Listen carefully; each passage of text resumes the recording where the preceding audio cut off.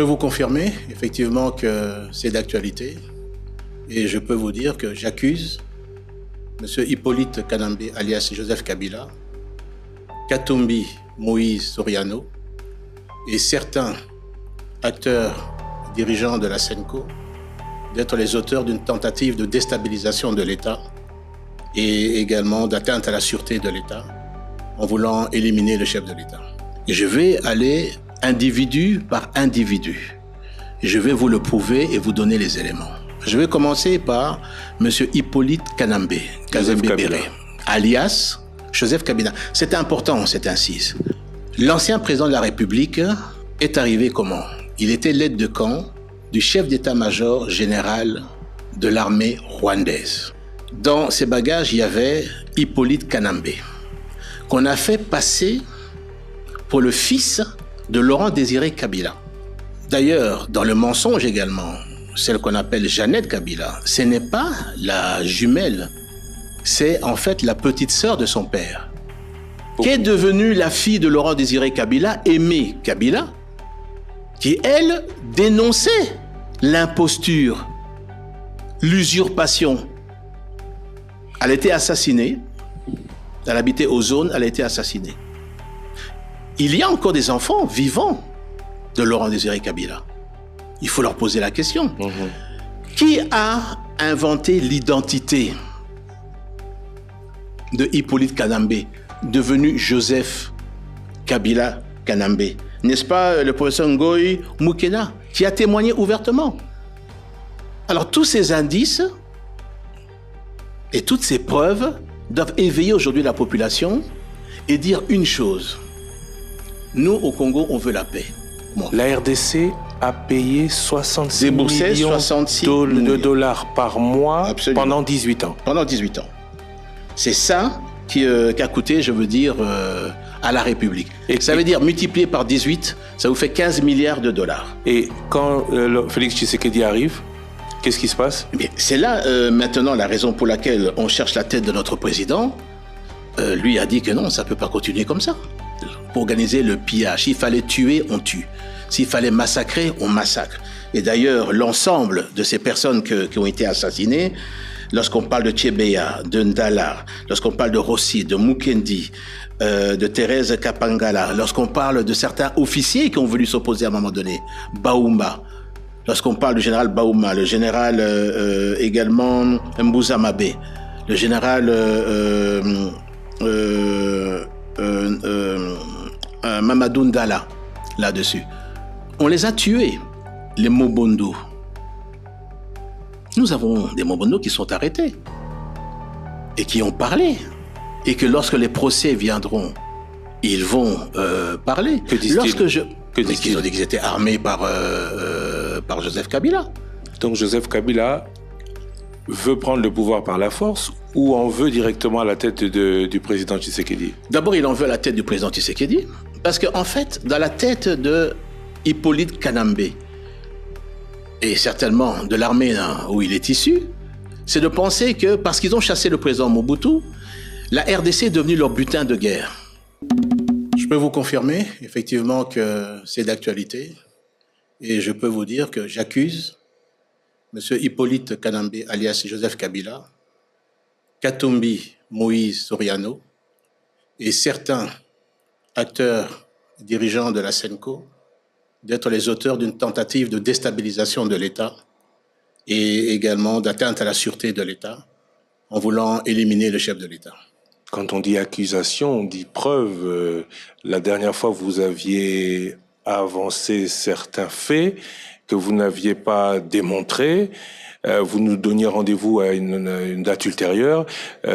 Aujourd'hui, vous allez accuser ou vous accuser et aller prouver ce que vous dites? Oui, je vais effectivement accuser et prouver. J'espérais que je n'allais pas arriver à ces éléments que je possédais déjà depuis plus de 6 mois. Et je peux vous dire que je vais vous amener les preuves de ce que j'ai dit. J'accuse. J'accuse, vous faisiez, en le disant, référence à Émile Zola. C'était en 1898. Il écrivait au président de la France, à l'issue du verdict d'un procès, Dreyfus dit verdict antisémite. Aujourd'hui, vous dites que vous accusez l'ancien président de la République, l'ancien gouverneur du Katanga et certains responsables de la SENCO. Quelles sont les preuves que vous amenez sur la table? Parce que ces accusations sont graves. Et pourquoi est-ce que toutes les accusations que vous portez ou qui sont portées, le président l'a fait avant, ne sont pas suivies d'action judiciaire? D'abord, revenons sur l'accusation. Vous les accusez de quoi? J'accuse ces trois groupes de personnes de tentatives de déstabilisation de l'État. Je les accuse des tentatives de coup d'État et d'élimination du chef de l'État. Et je vais aller individu par individu. Et je vais vous le prouver et vous donner les éléments. Je vais commencer par M. Hippolyte Kanambe, Kazembe-Béré, alias Joseph Kabila. C'est important, cette incise. Parce qu'en fait, dans ce pays, il faut qu'on se dise la vérité. Nous avons eu à la tête du pays un imposteur et un usurpateur. Je pèse mes mots et je vais vous expliquer pourquoi. L'ancien président de la République est arrivé comment? Il était l'aide de camp du chef d'état-major général de l'armée rwandaise. Dans ses bagages, il y avait Hippolyte Kanambe, qu'on a fait passer pour le fils de Laurent Désiré Kabila.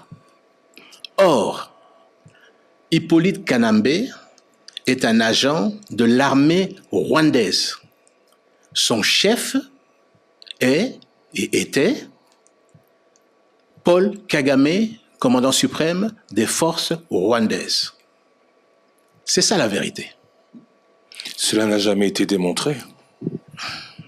Alors, je ne parle pas de l'appartenance à l'armée rwandaise, mais de la non-filiation de ce dernier avec Laurent Désiré Kabila. Mais il y a eu plusieurs témoignages. Il y a d'abord les vrais enfants biologiques de Laurent Désiré Kabila, qui ne reconnaissent pas Hippolyte Kanambe. Et Hippolyte Kanambe a un père et une mère. Sa mère s'appelait Marceline, et son père, là-dessus, qui était un ancien maquisard également, je vais vous donner son nom là-dessus. Depuis 18 ans, enfin, depuis, c'est la thèse de M. Honoré Ngbanda, rien n'a, semble-t-il, été réellement prouvé. Qu'est-ce qui, aujourd'hui, vous dit accuser une seule personne ou accusant une seule personne vous fait vous fier à ces accusations plutôt que à des accusations plus claires de ce qu'il aurait fait récemment?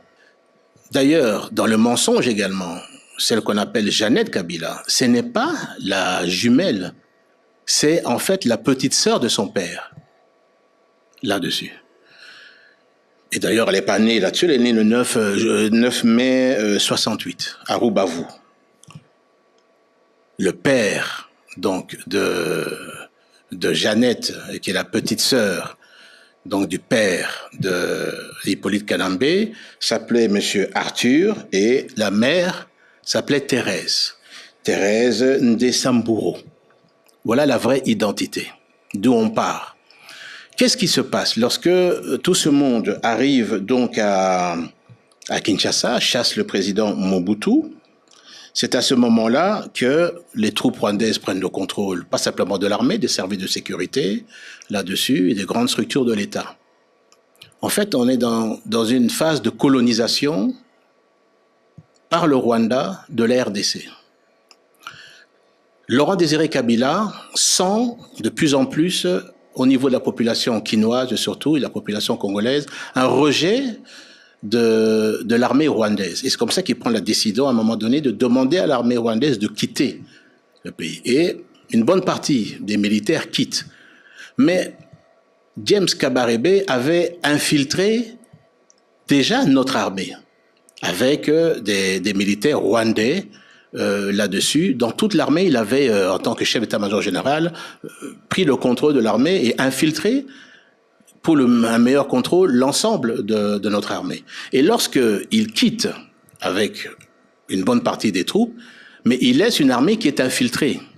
Mais lorsqu'il quitte, son aide de camp, lui, ne quitte pas, il reste parce qu'ils ont été malins de pouvoir faire croire à la population que c'était le fils de Laurent Désiré Kabila. Mais ceux qui étaient autour de Laurent Désiré Kabila pouvaient, eux, ne pas le savoir. Comment il arrive à faire en sorte que, face à l'armée rwandaise qui attaque la RDC, ce soit Joseph Kabila qui soit désigné comme président de la République?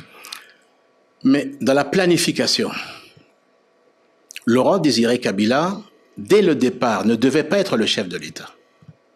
En fait, il s'est autoproclamé et a surpris ses alliés à Lubumbashi. Mais les Rwandais avaient déjà positionné leurs agents et soldats de l'armée à ses côtés et ont voulu faire croire à la population que c'était le fils. Donc, lorsqu'ils assassinent le président Laurent Désiré Kabila, c'est là qu'ils propulsent leur agent de l'armée rwandaise, chef de l'État. Sa mission, il y avait 4 objectifs dans sa mission. Premièrement, c'était de continuer à désarticuler l'armée, les forces armées congolaises. Et d'ailleurs, lorsque vous verrez dans tout le 18 ans qui s'est passé, et lorsque vous entendez parler qu'il y avait les attaques du CNDP d'abord, du M23 ensuite, tout ça, ce n'était qu'une mascarade en fait. C'était un prétexte qui était organisé par le Rwanda pour ensuite, d'après les attaques, venir toujours avec des compromissions, avec des accords. Des accords qui demandaient l'intégration de ces forces rebelles, soi-disant, une fois CNDP, une fois M23, au sein de l'armée donc congolaise. C'était qu'une manœuvre, une ruse là-dessus. Donc toutes ces attaques que vous voyez, la CNDP, etc., et regardez d'ailleurs lorsque Tshibanda signe ces accords honteux, c'était simplement pour permettre l'infiltration et l'intégration de forces rwandaises dans notre armée. Ça, c'était un des premiers objectifs. Deuxième objectif, c'était le pillage de notre pays. Un des ministres du gouvernement, que vous avez certainement reçu, a dit que dans les accords, 66 millions de dollars quittaient chaque mois la Banque centrale pour alimenter et être versés au Rwanda. 800 millions? Non, 66 millions par mois. Fois 12, 800 millions de dollars par an. Multiplié par 18, ça vous fait près de 15 milliards de dollars. Depuis que les 18 ans.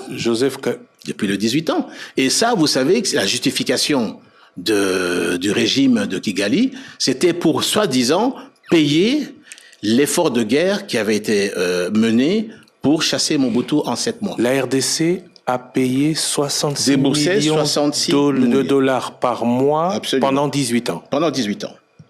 C'est ça qui a coûté, je veux dire, à la République. Et ça veut dire, multiplié par 18, ça vous fait 15 milliards de dollars. Et quand Félix Tshisekedi arrive, qu'est-ce qui se passe? C'est là, maintenant, la raison pour laquelle on cherche la tête de notre président. Lui a dit que non, ça ne peut pas continuer comme ça. 66 millions de dollars par mois. Lui a dit non, ça ne peut pas continuer comme ça. Et c'est une des raisons pour laquelle on lui fait la guerre. On lui fait la guerre à notre pays. L'objectif, tous ces objectifs qu'il était en train de mettre en place, c'était également la balkanisation du pays. C'est ce que son chef, le commandant suprême de l'armée de Hippolyte Kadambé, lequel lui appartient, c'était également organiser la balkanisation du pays. Mais là, il n'a pas réussi. Parce qu'il s'est trouvé face à un peuple qui veut rester uni et qui ne veut pas être divisé. Qu'il est aujourd'hui, ce peuple? Non, ce peuple ne veut pas être divisé. Que le Nord Kivu et le Sud Kivu, qui sont maintenant envahis par les troupes rwandaises, vous interrogez les populations là-bas, ça ne les intéresse pas. Elles rejettent cette armée. Et vous voyez l'action des Wazalendo, courageux, dont je veux rendre hommage, sont en train de défendre leurs terres. Mais aujourd'hui, vous dites, j'accuse Joseph Kabila de vouloir... Et d'autres. Qu'est-ce qu'a fait Joseph Kabila? Quelle preuve avez-vous récente de l'action de Joseph Kabila pour déstabiliser la République et s'en prendre à la personnalité du président de la République?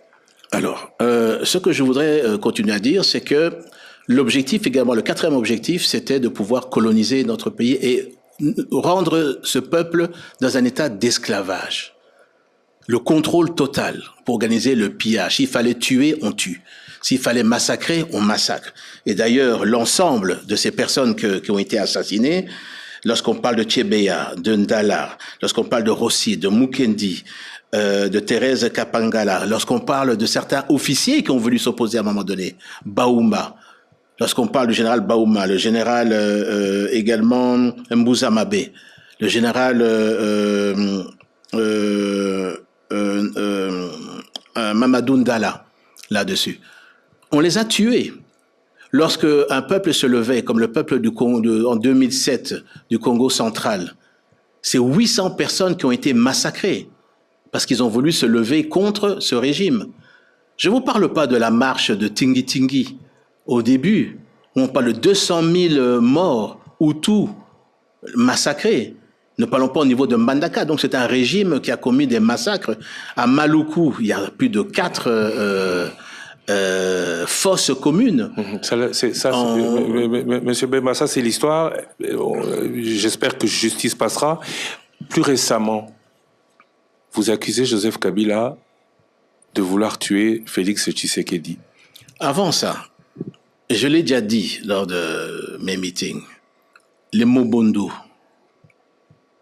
Nous avons des Mobondo qui sont arrêtés et qui ont parlé. Et que lorsque les procès viendront, ils vont parler. Que disent-ils? Ils ont dit qu'ils étaient armés par Joseph Kabila. Mais aujourd'hui, ce qu'il fait en envoyant de l'argent au niveau des Ouazalendo, du côté d'Ouvira par exemple, où c'était montré l'argent qu'il a envoyé pour pouvoir les tourner. Donc, cet effet au niveau des Mobondo, l'idée était de créer une insurrection au niveau de la capitale. Ce qui se passe, quand je disais qu'il finance, qu'il est le patron qui finance le M23 et l'AFC. AFD, c'est la France. Oui, c'est l'AFC. Mais maintenant, qui est celui qui réunit? Qui est celui qui est là-dessus, au niveau de Goma? Les financements par Joseph Kabila ont été démontrés, prouvés? Mais bien sûr. Mais le dernier en date, qui a envoyé au niveau de Ouvira, chez des Ouazalendo, $200,000? Mais vous avez vu comme moi les vidéos. La première chose qu'il a fait en arrivant à Goma, c'est d'aller dans le camp militaire pour voir où était la formation des militaires que lui finançait pour pouvoir être formés. C'est la première chose le lendemain de son arrivée. Donc Joseph Kabila veut prendre le pouvoir par la force ou en veut directement à la tête du président Tshisekedi? D'abord, il en veut à la tête du président Tshisekedi, parce qu'en fait, dans la tête de Hippolyte Kanambe, et certainement de l'armée où il est issu, c'est de penser que parce qu'ils ont chassé le président Mobutu, la RDC est devenue leur butin de guerre. C'est ça la philosophie qu'ils ont. Et ils ne conçoivent pas aujourd'hui, ils ne comprennent pas aujourd'hui que ce pays appartient aux Congolais. Et qu'il y a eu un homme, et il y a un homme qui s'est levé, qui est le président de la République, Félix Tshisekedi Tshilombo, qui a dit halte à tout ça. La RDC ne continuera pas à être une colonie et les habitants ne sont plus les esclaves du régime rwandais. Quand je dis que Hippolyte Kanambe est un agent envoyé, laissé dans l'histoire de ce pays par l'armée rwandaise, dont le chef, le commandant suprême est M. Kagame, cette mission est celle-là. Et si aujourd'hui, il revient sur le terrain, c'est parce que son chef, son commandant suprême, Paul Kagame, lui a dit « Moi, je ne pourrais certainement plus rester dans le pays avec les accords que nous sommes en train de signer. C'est à toi maintenant que je donne ordre de pouvoir retourner là-bas et faire ce qu'il y a à faire. » Mais il doit comprendre à qui il y a Hippolyte Kanambe. ils doivent comprendre que si la population n'était pas informée, mais je tiens à dire quand même que ce qui est grave, c'est que pour arriver à mettre en place l'idéologie du mensonge, le mensonge d'État, là-dessus, il a fallu une complicité de certains Congolais. Après l'AFDL est venu le PPRD. Tout ce qui est les secrétaires généraux du PPRD, le président des assemblées nationales, du Parlement à l'époque, le directeur de cabinet du président à l'époque ne pouvait pas ignorer. Vous citez... Mais je cite personne, mais je dis qu'il y a eu une idéologie, la propagation de l'idéologie du mensonge. C'est-à-dire il fallait faire croire à la population que non, c'est le fils de Mouzé Laurent Désiré Kabila. Mais là, vous citez... Est-ce que vous comprenez ce que je veux dire? Oui, j'ai très bien compris. Le PPRD était l'instrument de diffusion de cette idéologie du mensonge. Oui, mais là, vous citez Vital Kamere, secrétaire général. Je n'ai cité personne. Oui, il était secrétaire général du PPRD, Léonard Kitundu, le professeur Bochab. Je n'ai cité le nom de personne et je me refuse de rentrer là-dedans. Mais je peux simplement dire que les acteurs du parti de l'ancien président Hippolyte Kanambe sont des personnes qui ont à gérer ce parti. Il a eu un cabinet avec des directeurs de cabinet là-dessus. Qui étaient complices. Mais qui devaient le savoir, ou alors qu'ils nous disent tous qu'ils étaient tous ignorants. Donc il faudrait poser la question aujourd'hui. Là-dessus, il faudrait poser la question aujourd'hui. Vital Kamere, Léonard Kitundu, Évariste Bochab, Aubin Minakou et autres. Il faudrait leur poser la question s'ils étaient au courant. Parce que vous savez que, je vous demande maintenant où se trouvent les amis de Laurent Désiré Kabila. C'est curieux qu'on n'en parle plus. Qu'est-ce qu'ils sont devenus? Qu'est devenue la fille de Laurent Désiré Kabila, Aimée Kabila, qui, elle, dénonçait l'imposture, l'usurpation. Elle a été assassinée. Elle habitait aux zones, elle a été assassinée. Il y a encore des enfants vivants de Laurent Désiré Kabila. Il faut leur poser la question. Qui a inventé l'identité de Hippolyte Kanambe, devenu Joseph Kabila Kanambe? N'est-ce pas le professeur Ngoï Moukena, qui a témoigné ouvertement? Alors tous ces indices et toutes ces preuves doivent éveiller aujourd'hui la population et dire une chose. Nous, au Congo, on veut la paix. Que tout ce montage qui est en train d'être fait aujourd'hui par Hippolyte Kanambe, alias Joseph Kabila, là-dessus, doivent cesser. Le Congo aux Congolais. Vous avez parlé Ça doit être très clair là-dessus. Très bien le compris. Congo aux Congolais. Vous avez parlé de Joseph Kabila, vous avez parlé de Moïse Katumbi. Que vient-il faire là-dedans? Alors, Moïse Katumbi. Et on attend les preuves, monsieur. Voilà, on y arrive. Et certainement, vous me parlez des preuves des élections. Je vous ai dit, là-dessus, que Moïse Katumbi est omnibulé, obsédé. C'est une obsession d'être président de la République. Très bien. Mais comment est-ce qu'il a voulu le faire en 2023?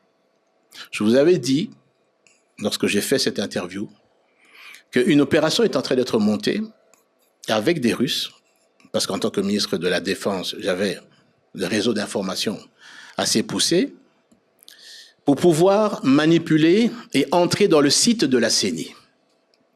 Sortir des faux listings et être diffusés par une grande organisation que je n'ai pas voulu nommer, mais en fait, c'était déjà les acteurs, certains acteurs de la SENCO. Vous nous avez dit que vous alliez nous donner des preuves. Aujourd'hui, voilà. Vous les avez? La CENI, le site de la CENI. Et je vous invite ensuite à aller à la CENI et poser la question. Le jour du vote, la CENI a été attaquée. Et ça, les informaticiens, ils le comprendront, ont été attaqués plus de 3400 fois. Attaqués plus de 3400 fois. Ça veut dire que vous aviez des interférences qui essayaient de rentrer dans le site de la CENI pour arriver maintenant à modifier les résultats des élections. Mais dès que nous avons eu l'information de cette tentative, bien sûr, j'ai informé le chef de l'État et le chef de l'État a fait prendre les mesures pour protéger le site. Et c'est comme ça qu'ils n'ont pas pu pénétrer le site. J'ai bien dit 3400 fois sur la journée. Et même le lendemain, 2 jours après, les attaques continuaient. Les preuves sont là-dessus. Et je vais vous dire plus que ça, sans vous citer les noms. Les preuves que cela vient de Moïse Katumbi aussi? Mais bien sûr. Bien sûr. Parce que le renseignement, moi, quand on me le donne, on le cite, nommément. Et vous avez réussi à monter sur la base des renseignements qu'on vous donne bien sûr. À sa personne? Bien sûr. Puisque ceux à qui il a demandé, c'est ceux qui sont venus de le dire. Et qui sont ceux-là? Ça, je ne vais pas vous donner le nom. Lui-même, il le sait. Il le sait. Mais demandez si oui ou non, le site n'a pas été attaqué plus de 3400 fois. Et peut-être encore, je suis dans les chiffres, c'était le chiffre que j'ai pu obtenir au lendemain des élections, mais certainement que ça a pu encore continuer, mais c'est de cet ordre de grandeur. L'idée était de pouvoir rentrer, changer les chiffres à l'intérieur des votes, imprimer un faux listing de résultats et le donner à des acteurs, à certains acteurs de la SENCO pour diffuser et dire voilà les vrais résultats, immédiatement après le vote. Malheureusement, ils n'ont pas pu pénétrer et sortir les listings là-dessus. Et d'ailleurs, ils ont confirmé par la suite que les chiffres qui sont sortis de l'élection présidentielle correspondent à ce que eux auraient également eu. Voilà, ça c'est le début. L'obsession, être omnibulé. Qu'est-ce qu'il a voulu faire? Vous avez entendu parler certainement de cet aéroport qui se trouvait à je me trompe pas. Puerto, non, c'est au niveau de Moulongo, je pense. Ça s'appelait Moulongo, oui. Moulondé. C'est à Moulondé. C'était, oui. L'aéroport qu'il a voulu. Oui, mais c'est un aéroport qu'il était parvenu à monter à 1800 mètres, avec 50 mètres plus de 50 à 60 mètres de large. Je peux vous dire qu'un aéroport comme ça peut accueillir jusqu'à un C-130, qui peut transporter entre 150 et 180 personnes, ou un Antonov 12, qui peut transporter plus ou moins 150 personnes. Ça veut dire qu'une opération aurait pu être montée par nos ennemis pour pouvoir débarquer à cet aéroport de Moulondé et attaquer le Katanga. Je vais vous dire la preuve qui existe. Je ne rentrerai pas dans le détail judiciaire. D'abord, c'est une faute pénale. Vous ne pouvez pas construire un aéroport sans avoir l'autorisation de l'AAC. Oui, mais il a dit qu'il en a construit, il a rétabli beaucoup d'autres choses. Non, ça c'est faux. Ça c'est faux. Il y a toute une manipulation de faux également. Lorsqu'il a appris ça, il a essayé de se rattraper après coup en envoyant une lettre pour informer l'AAC. Pas pour demander l'autorisation, mais pire que ça. Au moment donc où nos services de sécurité prennent le contrôle de l'aéroport, on met la main sur son chauffeur personnel. Et vous savez ce que son chauffeur personnel fait découvrir au service de sécurité? Toutes les caches d'armes qui se trouvent dans les fermes de Moïse Katumbi. Pourquoi est-ce que, depuis tout ce temps, on n'a jamais vu ces images? Ces images, moi je les ai vues, elles existent. Mais peut-être que c'est entre les mains de la justice. À la minute où Moïse Katumbi apprend que son chauffeur est arrêté, c'est à cette minute-là qu'il prend sa Jeep et qu'il traverse sur la Zambie. Et que sa femme traverse le lac pour pouvoir rejoindre la Zambie. Donc vous avez la preuve aussi pour Moïse Katumbi. Et je vous le dis. Certains responsables de la SENCO, vous dites aussi? Certains responsables de la SENCO. Alors ça, c'est une grande déception. Parce que l'église doit être au milieu du village. Mais ce que certains acteurs, je n'ai pas dit tous les acteurs, certains acteurs. Que vous ne pouvez pas citer? Je vais citer certaines preuves. OK. Sont en train de mener, c'est d'abord, ça a commencé par des discours de haine et d'incitation. Si vous regardez certaines, vous écoutez certaines homélies, des incitations au soulèvement. Je l'ai même dénoncé lorsque je suis venu la dernière fois chez vous. Ça a été fait à dessein. l'idée, le plan, et je vais vous dire pourquoi, je vais arriver au pourquoi, mais le plan était de pouvoir créer un soulèvement populaire en incitant à travers les homélies, régulièrement, les discours et les communiqués de la SENCO, un soulèvement au niveau de la population. C'était ça l'objectif. Pourquoi la SENCO Je vais y arriver. Cela? Pourquoi je vais y arriver? Je vous parle du cheminement. Ils ne sont pas arrivés. Ils ne sont pas arrivés là-dessus. Et ils ont essayé ensuite, avec Moïse Katumbi, au niveau des élections de 2023. Ça n'a pas marché. La guerre est en train d'arriver là-dessus. Ils espéraient certainement que la guerre allait vite se passer pour se débarrasser du président de la République. Ça n'arrive pas. Avant que j'arrive maintenant à leur plan actuel.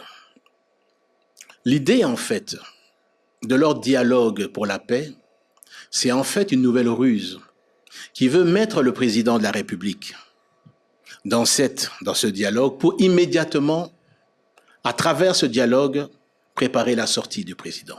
Tout ça, ils vont dire, c'est pas vrai, je raconte des histoires, mais c'est ça le plan. Et je vais vous dire pourquoi ils en veulent au président de la République. En 2019, et là je veux citer les chiffres, l'ensemble des écoles catholiques, 19 217, 2019. Je cite la date, je vais vous dire pourquoi elle est importante. Le nombre de classes en RDC, il y avait 191 923 classes dans ces écoles conventionnées catholiques. Le nombre d'élèves en 2017 était de 6 20 138 élèves dans les écoles conventionnées catholiques. Le Minerval qui était payé variait entre 150 et 400 dollars. 400 dollars Kinshasa, 150 dans les coins les plus reculés. Même si je prends une moyenne de 300 dollars par année, que vous multipliez par 6 millions, j'arrondis à 6 millions d'élèves, fois 300 dollars, ça vous fait 1 milliard 800 000 dollars de revenus. Et aujourd'hui, avec la gratuité de l'enseignement? Attendez, je vais y arriver. Donc, ça, c'est pour uniquement l'école primaire, attention. Ça fait oui, pour l'école primaire et secondaire. Parce que la gratuité n'est pas pour l'école secondaire. Oui, primaire et secondaire. Je divise même par 2. 1 milliard 800 000, je divise même par 2. On arrive à près de 900 à 1 milliard de dollars. À partir du moment, et suivez-moi bien, à partir du moment où le chef de l'État a décidé, parce qu'il veut donner à l'ensemble des enfants la chance d'étudier. Et je pense qu'en tant que père de cette nation, tout le monde applaudit cette politique, cette décision. C'est à partir de ce moment-là qu'ils ont cherché la tête du président. Donc les catholiques seraient contre le président parce qu'il leur ferait perdre de l'argent au bénéfice des populations. Je suis persuadé de ça. Monsieur Loussa-Koné, la dernière fois que vous m'avez interviewé, je vous ai dit que le président de la République avait remis à chaque évêché 1 million de dollars pour pouvoir aider dans leur évêché à mener des actions sociales en faveur de la population. J'avais même rajouté, il serait intéressant qu'on sache aujourd'hui qu'est-ce qu'ils ont fait avec cet argent. Eh bien, je peux vous annoncer qu'une audit a été réalisée par l'Inspection générale des finances. J'ai lu le rapport. Je peux vous dire que ce rapport est accablant. Plusieurs évêchés ont mal utilisé ces fonds. Je demande au secrétaire général de la SENCO, Monseigneur Chollet, de demander à l'IGF de pouvoir publier ce rapport. Comme ça, nous allons voir si la bonne gouvernance, effectivement, a été de mise au niveau de la gestion de ces fonds. Parce que, je le dis, Si on veut donner des leçons de morale aux autres, on doit être en mesure de ne pas pouvoir en recevoir. Doit venir. Vous avez dit que vous citerez des noms. Là, je vais citer des noms et je vais citer des exemples là-dessus. Vous savez que le cardinal reçoit, dans le cadre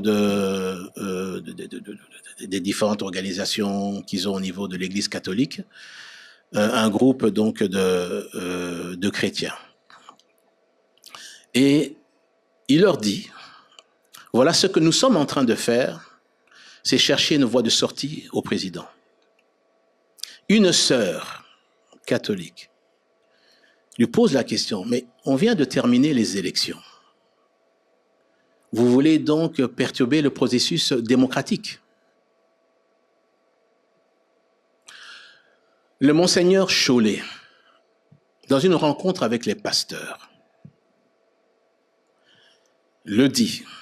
Évidemment, il a nié, mais il dit clairement, ce que nous sommes en train de faire, c'est pour préparer l'arrivée du prochain président.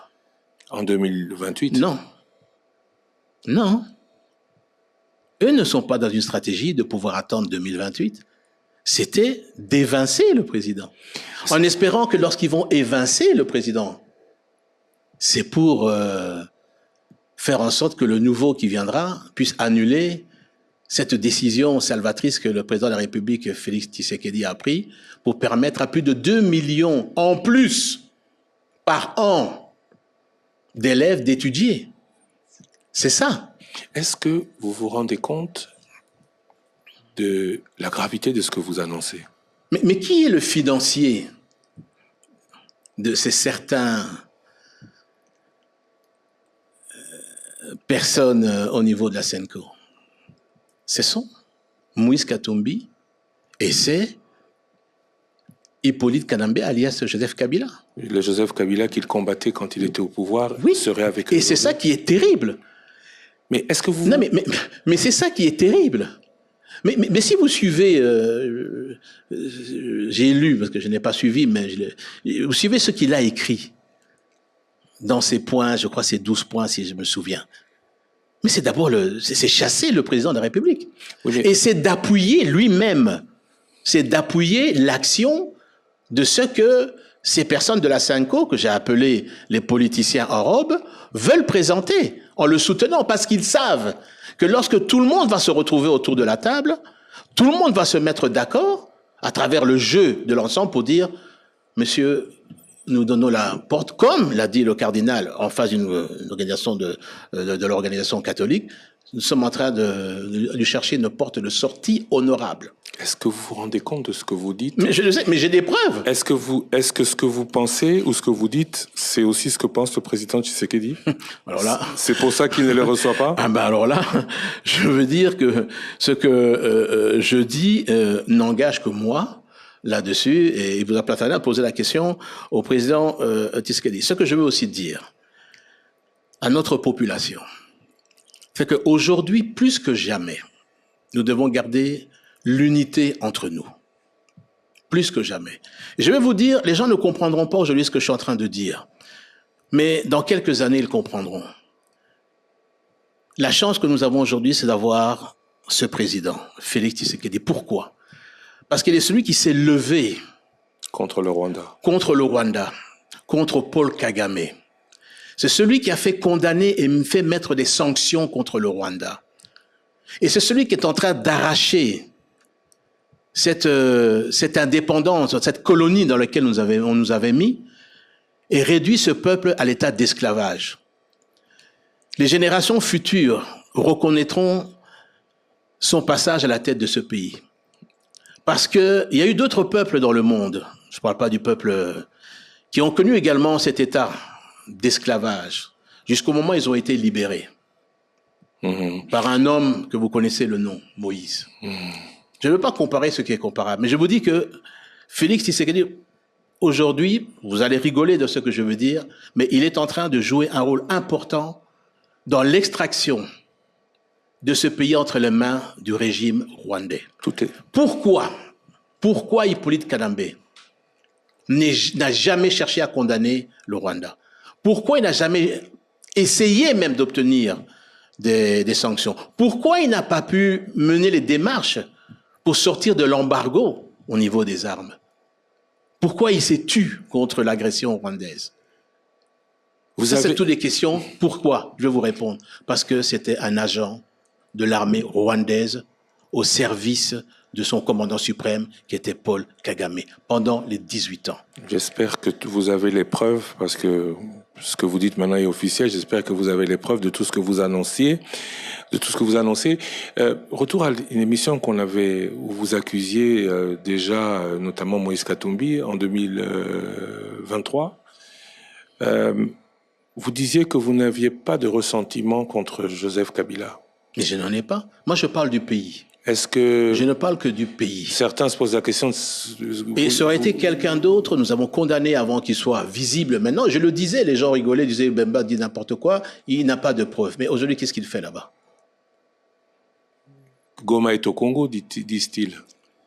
Donc, vous voulez me dire maintenant que ceux qui agressent la RDC, si vous étiez Congolais, jamais vous n'avez condamné. Au contraire, vous les avez compris.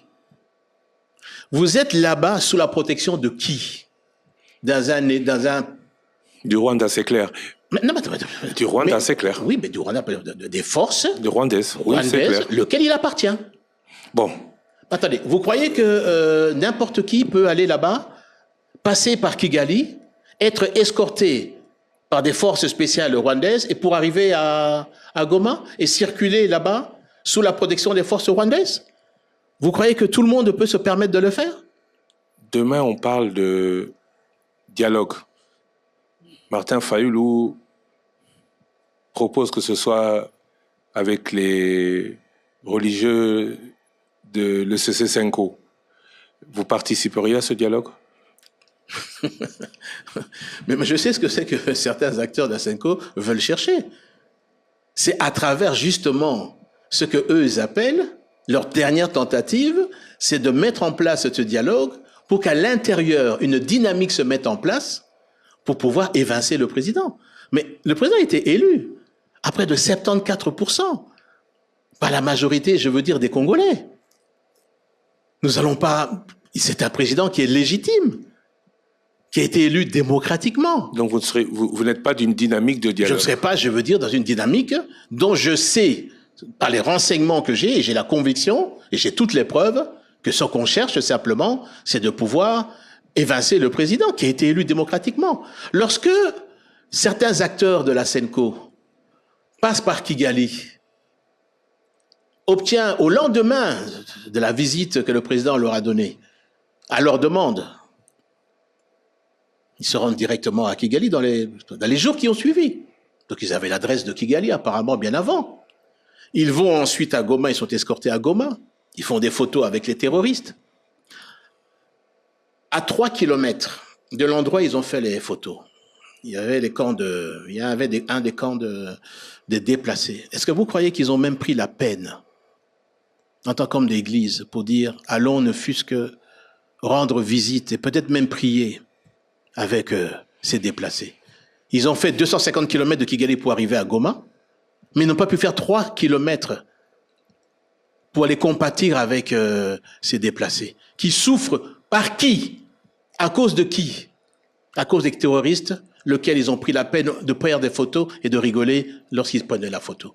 Est-ce que ça, ce n'est pas triste pour notre pays, pour notre peuple? Aujourd'hui, et est-ce que vous savez qui a pris rendez-vous chez le président Macron? Bien sûr, ils diront que c'est pas vrai. Pour nos fameux hommes politiques en robe. C'est qui? Président Kagame. C'est président Kagame qui a pris rendez-vous auprès du président Macron pour recevoir... Pour qu'il soit reçu. Ça, vous avez la preuve. Ce qu'on appelle les renseignements, oui.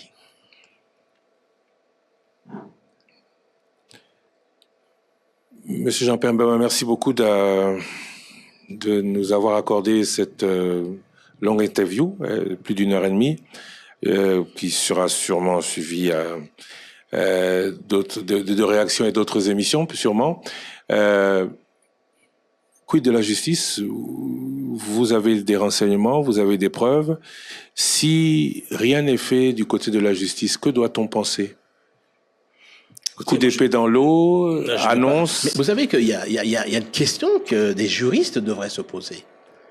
Lorsque un président prête serment sous un faux nom, qu'est-ce qu'il advient? Est-ce que cette élection ou cette prestation de serment peut-elle être annulée? Vous parlez de Joseph Kabila. Je parle de Hippolyte Kanambe. Né Hippolyte Kanambe. Si demain dialogue... Professeur Ngoï Moukena fabrique une identité. Si demain dialogue il y a autre que Senko, parce que dialogue, le président ou tout le monde semble dire que l'issue à la crise viendra dans des pourparlers entre Congolais et avec le Rwanda. Toutes les personnes que vous accusez aujourd'hui auraient voix au chapitre? Ben, écoutez, d'abord, c'est pas moi qui vais l'organiser. Je pense que c'est au niveau du chef de l'État. Vous y participerez? Et si le chef de l'État, je veux dire, pense que c'est la formule qui doit permettre de revenir à la paix. Et vous vous retrouverez face à Joseph Kabila, à Moïse Katumbi et à la Senko? Mais ça, je peux pas préempter de qui sera là-dessus. Mais ce que nous recherchons, c'est la paix. Et si la paix doit passer par un dialogue, elle passera par un dialogue. Vous étiez hier... Mais un vrai dialogue, pas un complot contre le chef de l'État et contre les institutions. Vous étiez hier président du MLC, Mouvement Rebelle. Hier, on vous appelait rebelle, aujourd'hui, vous les appelez terroristes. Quelle est la différence entre ces deux positions, sachant que dans la com des uns et des autres, l'objectif était le même? Alors, là vous faites, une bonne question, mais vous faites une erreur, je vais l'expliquer. Le président Tshisekedi qu'il combatte, chef de l'État, est un président élu. Élu, démocratiquement.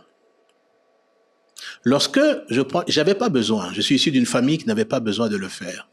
J'étais dans les affaires. Mais j'ai été révolté lorsque, en chassant le président Mobutu, ce qui arrivait après, et je crois que tout le monde a compris aujourd'hui, c'était une colonisation de notre pays par le Rwanda. Lorsque vous avez un chef d'état-major qui est rwandais, ce qui vous montre bien, et qui est la colonne vertébrale du pays, ça vous montre que ce pays est entre les mains des Rwandais. Moi, j'ai combattu, pas un régime démocratiquement élu, j'ai combattu la présence, l'invasion, l'appropriation de notre pays par le Rwanda, par les forces rwandaises. C'est ça que j'ai combattu. Et c'est ça la différence. Eux, ils combattent un président démocratiquement élu. Je n'ai pas combattu un président démocratiquement élu. J'ai combattu la présence rwandaise dans notre pays. Et c'est ça la différence qu'il faut retenir. Avec l'appui de l'Ouganda, qui aujourd'hui aussi est cité dans cette expansion rwandaise, quel conseil pour terminer, ou quel message envoyer à ceux que vous qualifiez de terroristes aujourd'hui, vous qui avez travaillé avec? Ce que moi je peux leur dire, vraiment profondément, la voie qu'ils prennent, ça l'amènera nulle part. C'est la voie de l'asservissement. Qu'ils arrêtent, qu'ils quittent, qu'ils coupent le cordon ombilical s'ils le peuvent avec ces forces étrangères. S'ils sont véritablement des Congolais et qui se considèrent en âme, en conscience, en esprit congolais, qu'ils rejoignent l'unité de ce pays, l'unité de ce peuple là-dessus. Et que toutes ces velléités qui visent à déstabiliser, à balkaniser le pays, que ça cesse. Vous étiez, vous, hier, rebelle. Est-ce que vous le regrettez ou est-ce que vous regrettez à un moment donné d'avoir combattu en alliance avec des forces étrangères? Attention, lorsque j'ai eu le soutien de l'Ouganda, c'était très clair. C'était pour la formation de nos hommes là-dessus. Rien que ça. Et c'était pas pour signer des accords pour dire « je vends le pays ». D'ailleurs, nous avons remis plus de 20 054 hommes lors de la réunification. Ce qui montre bien que ce sont des Congolais qui combattaient. Et je ne regrette pas. Pourquoi? Parce que grâce au combat que nous avons mené, nous avons pu rétablir la démocratie en passant par le processus de Lusaka et de Sun City. Rappelez-vous, le régime de la FDL avait supprimé tous les partis politiques. Il n'existait plus de partis politiques. Les libertés, je veux dire, individuelles n'existaient plus. Nous avons parvenu à remettre en place une constitution dans notre pays qui n'existait pas. Cette constitution qui a été signée à travers le 1+4, là-dessus. Nous avons permis de réunifier l'armée, les services de sécurité, l'administration. Et nous avons permis par ça également à obtenir des élections en 2006, par la suite, dont j'avais gagné, parce que je vais revenir là-dessus. Lorsque les élections ont lieu et que je gagne à 53,7%, qu'est-ce qui se passe? Monsieur Kagame appelle ses amis en Europe, aux États-Unis, et lui dit, il n'est pas question que Bemba soit président. Si Bemba est président, la guerre va continuer. Et la décision se prend à l'étranger, je ne citerai pas les pays, j'écrirai peut-être un jour, où on appelle l'abbé Malou Malou à l'étranger, dans une capitale, et on lui dit, vous ne pouvez pas proclamer Jean-Pierre Bemba. En 2011, c'est le même scénario qui recommence. Monsieur Kagame s'oppose parce qu'il juge qu'il est imprévisible. Étienne Tshisekedi. Étienne Tshisekedi, j'ai dit. Étienne Tshisekedi est imprévisible et qui ne veut pas d'Étienne Tshisekedi au pouvoir en RDC. Et les résultats que vous connaissez sortent en faveur de l'agent rwandais au service de l'armée rwandaise. Vous connaissez la fortune qui m'a été donnée par un chef d'État de la région qui connaît bien Hippolyte Kanambe.